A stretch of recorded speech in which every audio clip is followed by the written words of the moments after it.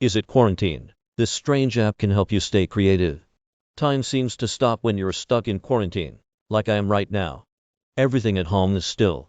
And if you live in a quiet residential area with little foot traffic, even the landscape seems to have frozen. Against all odds, I found some relief to my restlessness in a fairly new app that uses art as a tool for self-exploration. This morning, for example, I went around the apartment looking for movement that would make for a good time-lapse video.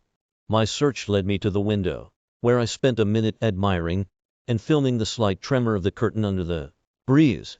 Like millions of Americans over the holidays, I got COVID and found myself stuck in Bulgaria, which has a mandatory quarantine period of 14 days.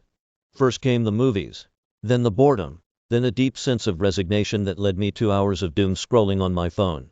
It's a weird creature to come up with, Ivanovsky tells me on a Zoom call. The app costs $50 for a year, which is more than I've ever spent on an app. In return, you can opt for a daily challenge or choose from a series of so-called blocks or themes that align with your interest. I picked photography, collage, personal history, and reflection. The creative brain behind the daily challenges is W1D1's head of content, Nina Zakharova. My first prompt was inspired by American photographer Edward Weston, who, as I learned, was known for turning subjects like cabbage leaves and cone snails into abstract shapes and patterns. My husband and I even made it into a game, challenging each other to find the mysterious object based solely on the picture. I shot a stack of DVDs from above and at such an angle they were unrecognizable. He zoomed in on the holes of a salt shaker until his camera lost focus and they looked like two yellow orbs.